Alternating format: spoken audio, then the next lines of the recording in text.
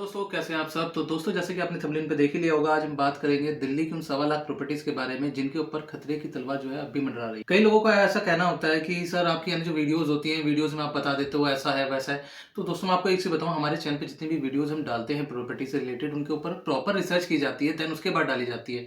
और इस वीडियो के लिए मैं आपको बता दूं कि दिल्ली के अंदर 1.25 लाख ही नहीं, 1.25 लाख से ज्यादा ऐसी प्रॉपर्टीज हैं जिनके ऊपर अब भी खतरे की तलवार लटक रही है। यानी कि आपने देखा ही होगा, कुछ टाइम पहले हमने एक वीडियो डाली थी कि दिल्ली की जितनी प्रॉपर्टीज है उन्हें तोड़ फोड़ से जो है वो राहत मिल गई है, उन्हें चैन की सांस मिल गई है। यानी कि उन प्रॉपर्टीज को तोड़ फोड़ की जो डेट है उनकी 31 दिसंबर 2023 से बढ़ाकर 31 दिसंबर 2026 कर दी गई है। यानी कि इस दौरान कोई भी तोड़फोड़ नहीं की जाएगी। ऐसे में बहुत सारे ऐसे लोग हैं जिनको बहुत राहत मिली है, साथ के साथ कई सारे ऐसे लोग भी हैं जो इस डेट को लेकर स्कैम करने वाले हैं। तो दोस्तों, मैं आपको बता दूं कि दिल्ली की ये जो कॉलोनियां जो तोड़फोड़ से बची हैं वो सिर्फ लीगल कॉलोनियां हैं, या फिर अगर हम बात करें लीगल प्रॉपर्टीज। अब कई लोगों के मन में सवाल आता है ये लीगल प्रॉपर्टी क्या होती है। तो दोस्तों, मैं आपको एक चीज बता दूं, जो ये एक्ट पारित किया गया है 2026 तक के लिए, इसमें जो प्रॉपर्टी 2007 से, अगर हम बात करें ग्रामीण या फिर शहरी क्षेत्र के बारे में, अगर दिल्ली के जो शहरी क्षेत्र है उनकी बात करें तो वहां पर 2007 तक बनी हुई सारी प्रॉपर्टीज को जो है वो सेफ जोन में माना गया है, और 2007 के बाद जितनी प्रॉपर्टीज बनी हैं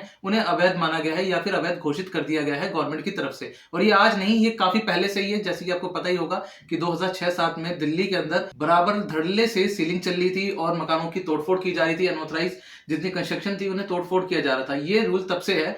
देन इसके बाद 2014 की हम बात करें तो जून 2014 में दिल्ली के अंदर जब अनऑथराइज कॉलोनियां अच्छे से बस चुकी थी, यानी कि बहुत अच्छे लेवल पे बस चुकी थी, तो वहां पर गवर्नमेंट ने एक डिसीजन लिया कि जून 2014 तक की जितनी भी अनऑथराइज कॉलोनी या फिर जितने भी लाल डोरा की जमीनें हैं या फिर जो ग्रामीण एरिया के अंदर दिल्ली में जमीनें आती हैं, उन सारी प्रॉपर्टीज को होल्ड कर दिया जाए। यानी कि 2014 तक की जितनी प्रॉपर्टीज बनी है उन्हें सेफ जोन में लाया जाए। देन उसके बाद की जितनी भी है उन्हें घोषित कर दिया जाए अवैध, और उनके ऊपर कार्रवाई की जाए। तो गवर्नमेंट बराबर इनके ऊपर ध्यान रखती आई है और गवर्नमेंट बार बार प्रयास करती है इनके ऊपर कार्रवाई करने के लिए। लेकिन जैसे ये ड्यू डेट बढ़ती है आगे, यानी कि जो एक्सटेंड हो जाती है, जैसे आपको पता ही है दिल्ली के अंदर स्पेशल प्रोटेक्शन एक्ट जो है प्रॉपर्टीज के लिए, वो 2026 तक जो है लोकसभा में पेश कर दिया गया था। हालांकि लोकसभा और राज्यसभा में इसे मंजूरी मिल गई है, लेकिन दोस्तों आपको जानना ये जरूरी है कि उस बिल के अंदर जो 2007 के बाद शहरी क्षेत्र के अंदर जितनी भी कंस्ट्रक्शन हुई है या फिर ग्रामीण या अनऑथराइज कॉलोनी की बात करें तो जून 2014 के बाद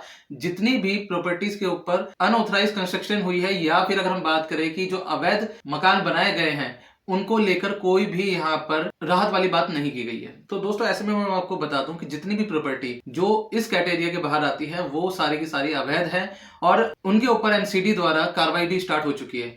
कई लोग कहते हैं कि कहाँ कार्रवाई हुई, कैसे हुई, हमें तो नहीं पता, हो सकता है ये फेक न्यूज हो। तो दोस्तों, मैं आपको बता दूं, आज मैं सारे एविडेंस साथ में लेके बैठा हूं। आपको मैं बता दूं कि दिल्ली में किन किन एरिया के अंदर जो है कार्रवाई स्टार्ट हो चुकी है और कितने बड़े लेवल पे ये कार्रवाई स्टार्ट हो रही है। तो दोस्तों, सबसे पहले हम बात करें तो दिल्ली में आपने सुना होगा बाबा कॉलोनी। हालांकि ये बाबा कॉलोनी जो है इंटरनेट पे बहुत फेमस है। दिल्ली में बाबा कॉलोनी में धड़ल्ले से जो है प्लॉटिंग हो रही थी, या फिर कह सकते हैं कि वहां पर प्रॉपर्टी धड़ल्ले से बिक रही थी।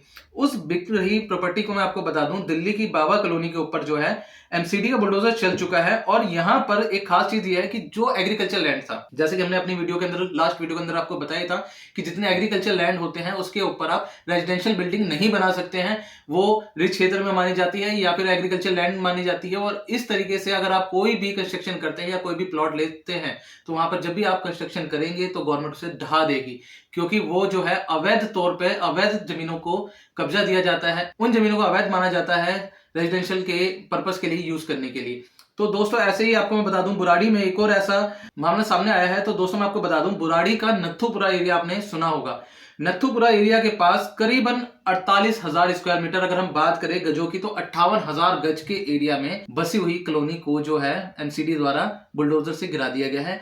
ये जो जमीन थी यह भी एग्रीकल्चर लैंड थी और यहाँ पर भी अनऑथराइज तरीके से कंस्ट्रक्शन की जा रही थी, प्लॉटिंग करी जा रही थी। बहुत सारे लोगों का बार बार कहना होता है कि सर अनऑथराइज कॉलोनी क्या होती है। अनऑथराइज कॉलोनी तो वो है ना कि जो रेंज के बाहर है। तो दोस्तों, मैं एक चीज बताऊं, रेंज के बाहर या फिर डीडीए की प्रॉपर्टी, एमसीडी की प्रॉपर्टी, कोई मैटर नहीं करता।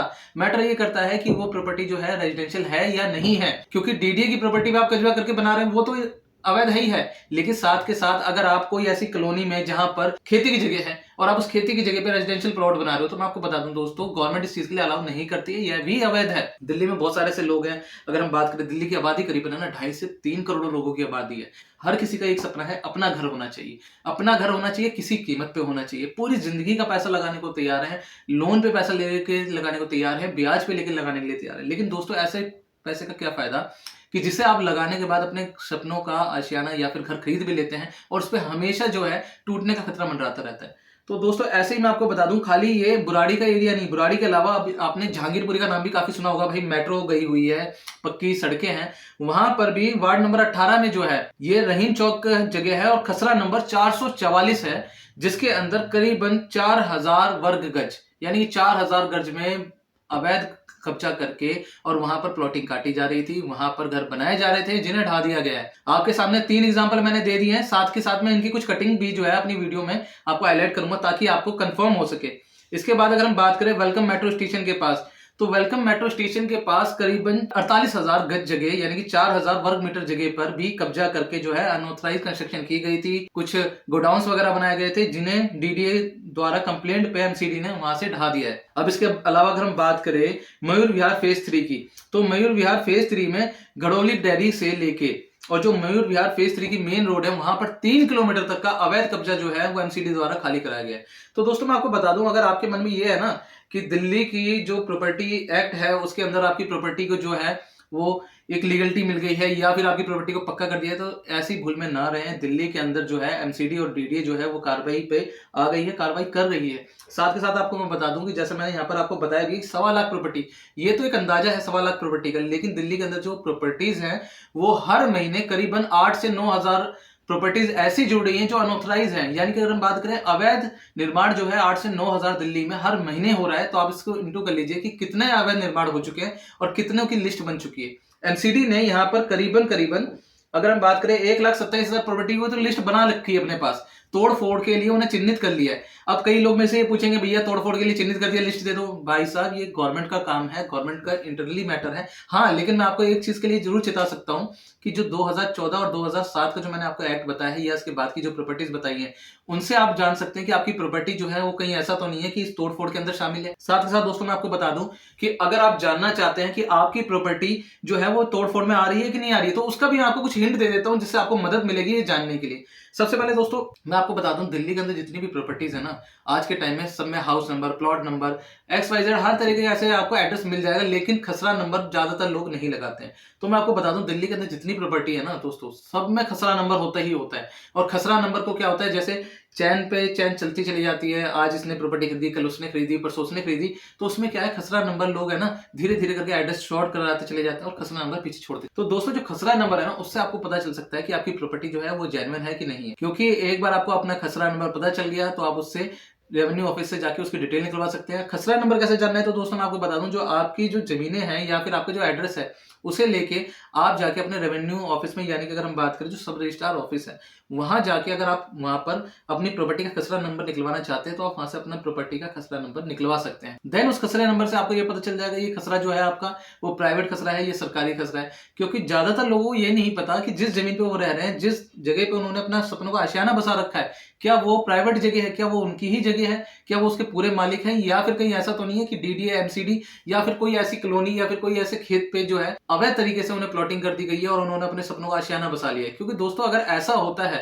तो उसमें 100% आपके चांस है कि आपकी जो प्रॉपर्टी है वो तोड़ दी जाएगी और आप जो है रोड पर भी आ सकते हैं। तो दोस्तों मैं आपको बताऊं, सबसे पहले आपको ये जानना है, अच्छा कई लोगों का ये भी है कि भाई प्रॉपर्टी खरीद ली है, जीपीए पे प्रॉपर्टी खरीद ली है, अब क्या करें, क्योंकि प्रॉपर्टी के तो कुछ पेपर मिले नहीं थे, रजिस्ट्री थी ही नहीं, अनऑथराइज कॉलोनी में रहते हैं। तो दोस्तों मैं आपको बताऊं, अगर आप कोई अनऑथराइज कॉलोनी में प्रॉपर्टी खरीद चुके हैं तो उस कंडीशन में आप सबसे पहले पीएम उदय के जो एक यूसी बाउंड्री ऐप है उसे डाउनलोड करें। डाउनलोड करके पहले आप ये देखिए कि आपकी प्रॉपर्टी यूसी बाउंड्री के अंदर आती भी है या नहीं आती। अगर आपकी यूसी बाउंड्री के अंदर प्रॉपर्टी आती है तो आप पीएम उदय जो है एक सेंट्रल गवर्नमेंट की स्कीम है, प्रधानमंत्री नरेंद्र मोदी जी द्वारा उस स्कीम को लाया गया है, उस स्कीम में जाकर रजिस्टर करके जीपीए द्वारा अपनी जमीन की पक्की रजिस्ट्री करा सकते हैं। जानना चाहते हैं कैसे होगी, तो दोस्तों आपको मैं बता दूं, इसके लिए हमने एक पूरी प्लेलिस्ट बना रखी है, स्टेप बाय स्टेप उसमें कई सारी वीडियो हैं जिसके अंदर हमने बता रखा है कि आपको कैसे स्टेप बाय स्टेप अपनी प्रॉपर्टी की रजिस्ट्री करानी है और साथ के साथ दोस्तों मैं आपको बता दूं, यहाँ पर जो प्रॉपर्टी की रजिस्ट्री हो रही है ना, वो आम प्रॉपर्टी से बहुत कम कीमत पे हो रही है। तो आपके पास बहुत सुनहरा मौका है कि अपनी कच्ची प्रॉपर्टी को जो है एक पक्के पेपर देने का या फिर एक रजिस्ट्री की प्रॉपर्टी बनाने का, ताकि भविष्य में आपको या आपके बच्चों को किसी भी प्रॉब्लम का सामना ना करना पड़े।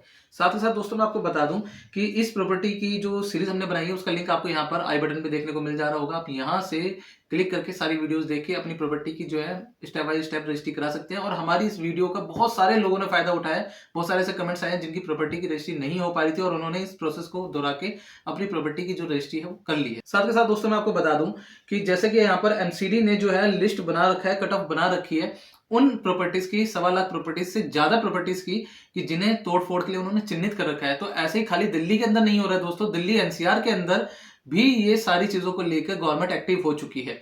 अगर आप जानना चाहते हैं दिल्ली एनसीआर में कौन कौन सी जगह है या कौन कौन सी ऐसी प्रॉपर्टीज है जिनके ऊपर एक्शन हो रहा है, तो हमारे चैनल पे आपको वो वीडियोस भी मिल जाएंगी, क्योंकि हम आए दिन कोई ना कोई ऐसी न्यूज आपके लिए ढूंढ के लाते हैं, ऐसी खबर ढूंढ के लाते हैं जो कि प्रॉपर्टी से रिलेटेड हो या फिर अनऑथराइज कॉलोनी से या फिर अनऑथराइज कंस्ट्रक्शन से रिलेटेड हो, तो वो आपको हमारे चैनल पे मिलने वाली है। तो अब दोस्तों बात करते हैं कि जो 1.25 लाख प्रॉपर्टीज हैं ये तो प्रोटेक्शन एक्ट के बाहर है, तो इनके ऊपर एक्शन कब स्टार्ट होगा। तो दोस्तों जैसे आपको मैंने बता दिया, यहाँ पर एक्शन स्टार्ट हो चुका है और धीरे धीरे करके सारी प्रॉपर्टीज पे जो है गवर्नमेंट एक्शन लेने जा रही है। और एक चीज और मैं बता दूं दोस्तों, अगर आपकी प्रॉपर्टी अगर किसी ऐसे एरिया में आती है जो कि वन क्षेत्र में है, रिच क्षेत्र में है या फिर ओजोन में है, तो दोस्तों आप सतर्क हो जाइए और कोशिश कीजिए कि जल्द से जल्द अपनी इस प्रॉपर्टी की रजिस्ट्री कराएं या फिर आप वहां से मूव ऑन कर जाएं। क्योंकि दोस्तों आपको मैं बता दूं, ऐसे में क्या है, आपकी जिंदगी भर की गाड़ी कमाई जो है यहाँ पर इन्वेस्ट हो जाएगी और उसके बाद आपको यहाँ पर कुछ नहीं मिलने वाला है। अब दोस्तों यहाँ पर मैं आपको बता देता हूँ दोबारा से कुछ एरियो के नाम, जैसे कि बुराड़ी की बाबा कॉलोनी का नाम दे दिया है, बुराड़ी का नथुपुरा दे दिया है, जहांगीरपुरी का वार्ड नंबर 18 खसरा नंबर 444 दे दिया है, वेलकम मेट्रो स्टेशन के पास में जो है 4000 वर्ग मीटर की जगह थी जो डीडीए की थी। ऐसी दिल्ली के अंदर बहुत सारी ऐसी जमीनें हैं जो कि डीडीए की रही हैं। और कच्ची कॉलोनियों में सबसे ज्यादा ये खेल खेला जा रहा है, क्योंकि जो अनऑथराइज कॉलोनियां हैं वहां धड़ल्ले से प्लॉटिंग हो रही है। लोगों को नहीं पता है कि वो खेती की जमीन है उसकी प्लॉटिंग हो रही है, या फिर कोई ऐसी नहीं है कि कोई गवर्नमेंट की जमीन है उस पर प्लॉटिंग करके कोई दे रहा है। तो दोस्तों अगर आप भी किसी कच्ची कॉलोनी में या अनऑथराइज कॉलोनी में प्रॉपर्टी लेने जा रहे हैं तो सतर्क रहें। साथ के साथ दोस्तों अगर आपका कोई जान पहचान का कोई ऐसा मित्र या फिर कोई आपका रिलेटिव है जो प्रॉपर्टी लेने की सोच रहा है, तो उसे वीडियो ज्यादा से ज्यादा शेयर करें ताकि उसे पता चल सके कि कहां पर उसे खतरा है और कहां पर नहीं। तो आई होप दोस्तों आपको हमारी जानकारी भरी वीडियो पसंद आई होगी। अगर आपको हमारी ये वीडियो पसंद आई है तो वीडियो को लाइक शेयर और कमेंट करना ना भूलें। साथ के साथ चैनल पर अगर नए हैं तो चैनल को सब्सक्राइब करके बेल आइकन प्रेस